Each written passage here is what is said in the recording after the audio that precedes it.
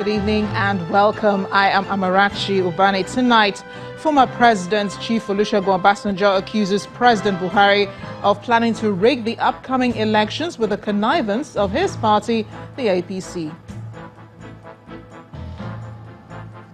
The All Progressives Congress dismisses Chief Obasanjo's claims and says the former president is using his own standard to measure others. Candidates of ACPN, YPP and ANN reel out their agenda at the 2019 presidential debate organized by the NEGPG and Bonn, which was boycotted by the candidates of the APC and the PDP. And U.S. President Donald Trump attacks Democrats for rejecting his proposal to end the longest government shutdown in U.S. history.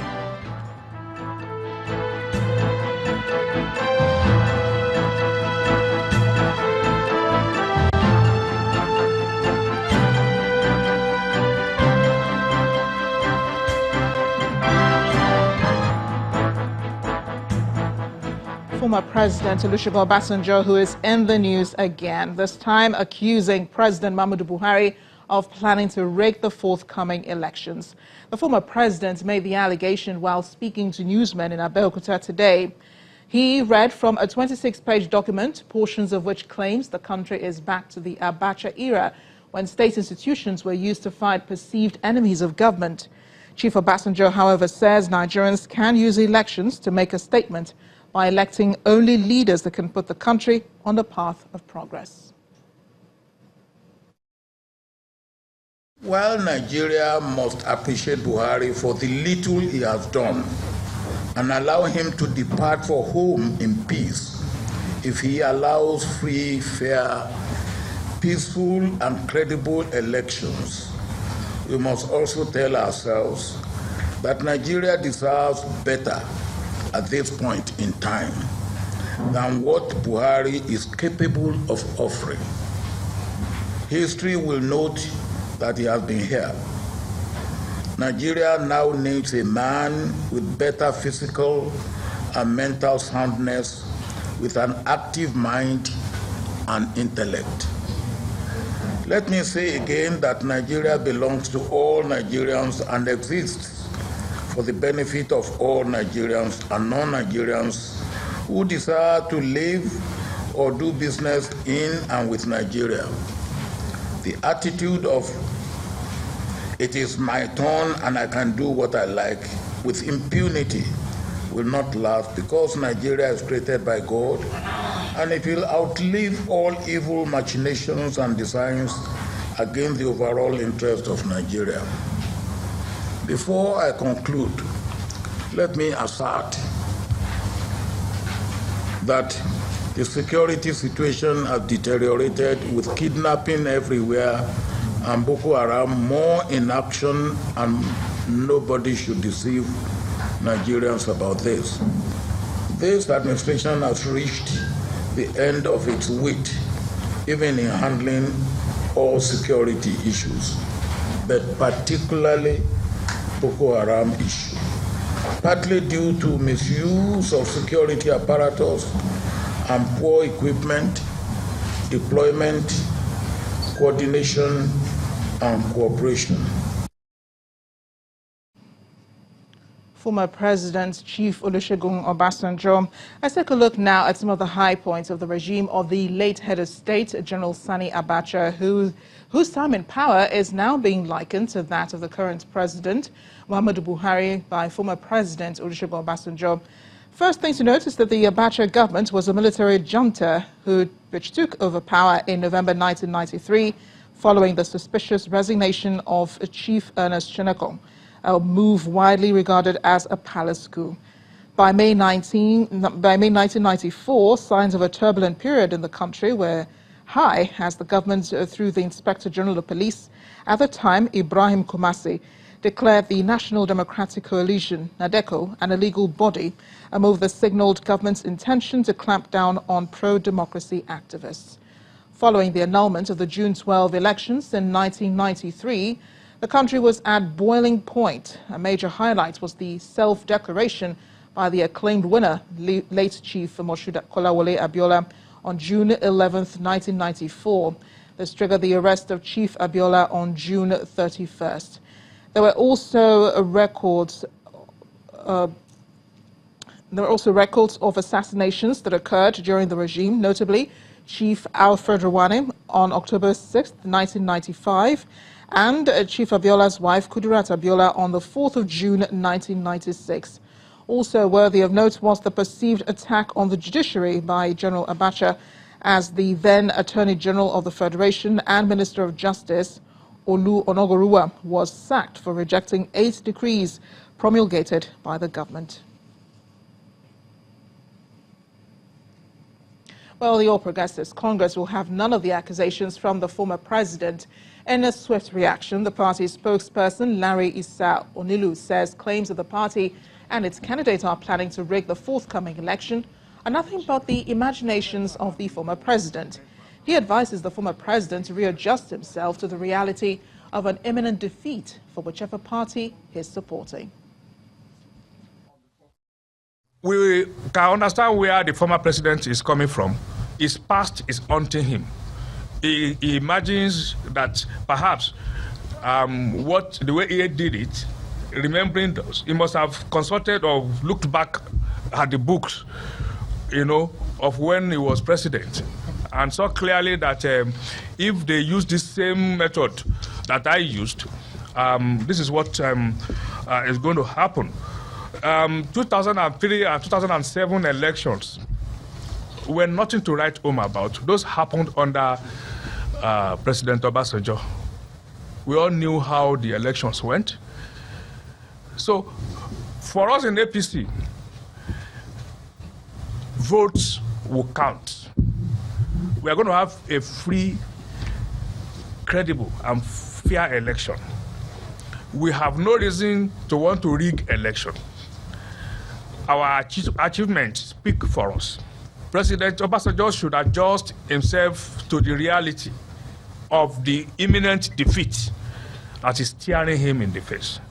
He has carried himself about as the dispenser of our destiny. And God is showing him clearly that he has just only been lucky. And the favors that God has done to him, he has now considered those to be things that are coming from himself. It's been over 24 hours after the presidential debate, which was attended by 3 candidates against the earlier advertised 5. But the dust generated is yet to settle. Nigerians had looked forward to the debate after the organizers picked 5 candidates based on a set of criteria. On D-Day, however, only the candidates of the Allied Congress Party of Nigeria, the Alliance for New Democracy, and the Young Progressives Congress participated in a bid to sell their programs to Nigerians. The reason they are not here. The absence of the top 2 personalities involved in the 2019 presidential election did not stop the other candidates from sharing their plans for the nation if elected as president of Nigeria. That the problem with Nigeria is simply and squarely the failure of leadership. After speaking on why each of them deserved to be elected as president on February the 16th, 2019, the presidential candidates of the Allied Congress Party of Nigeria, the Alliance for New Nigeria, and the Young Progressives Party were each given 2 minutes to discuss their plans for the nation's security architecture if elected. We would set up instantly a SWAT team made up of the best quality brains that we can find, because we must rapidly respond to what currently exists. We must also make sure that our forces are motivated. And nothing demotivates the military or any of the security forces more than not having the proper equipment to be able to do the work that they have been trained to do. Nigeria does not have a police force in any reality that is close to anything we know in the civilized world. So my government will invest heavily in creating a 21st century police force. They also shared their plans for the health sector, education, the economy, and job creation. When you look at the Nigerians who are poor, it is very clear that they are poor because they earn below 700 naira a day and live on it. What therefore needs to happen is that this majority of Nigerians, over 50% of them, would need to improve their productivity. When people have higher productivity, they earn more. When they earn more, they lift themselves out of poverty. We will ensure that we fix power, we fix roads, and most importantly, we provide housing for our people. Like I said, collectively, this should be able to provide for us 30 million jobs in Nigeria. My approach to the Nigerian economy is, first of all, to focus on reforming the educational system, ensure that our young people have the skills that can make them competitive in the 21st century, and the skills that can give them jobs. We believe in this nation. In a show of unity, the candidates held hands together as Timida Kolo rendered his song, Great Nation. Our land, where there's hope for us all. Each of them received a certificate of participation from the organizers of the debate. We'll have more on the debate a little later, but in the meantime, the Independent National Electoral Commission says it has no plans to postpone elections in any part of the country, contrary to claims in some quarters. INEC Commissioner Festus Okoye says in cases where there are disputes, the Commission has abided with court rulings and will only change its position if there is any contrary ruling from a higher court. Mr. Okoye was speaking on our program, Sunday Politics, this evening. The Independent National Electoral Commission acts on the basis of existing facts. The facts on the ground, as of today, is that the Federal High Court, Port Harcourt Judicial Division, delivered 2 judgments and said that the APC will not participate in the elections, and that the logo of the APC or any of the candidates of the APC will not appear on the ballot papers on election day. And INEC has fully complied with this particular directive. If anything arises as we proceed towards the 2019 elections, we will deal with that particular eventuality. But as of today, the reality is that the APC will not participate in the elections, and the elections will go on, and the elections will not be postponed. The issue of Kwara, the PDP forwarded the name of a candidate to the Independent National Electoral Commission as the candidate of the political party. The Independent National Electoral Commission accepted the name of that candidate. During the period of substitution, the candidate was not substituted. Therefore, the candidate's name will appear on the ballot on election day. The only basis for the removal of any candidate from the list as of today is death. It is only when a candidate dies within this particular period that the political party will be allowed to substitute the name of the candidate. Right, but so long as a candidate is alive, the candidate must contest the election. Let's allow you go. But is this the final list or you are changing it? No, we have released the final list for presidential and National Assembly elections, and there won't be any change anymore. In part 2 after the break, with barely 4 weeks to the general elections, political parties across the country intensify their campaigns. Please stay with us.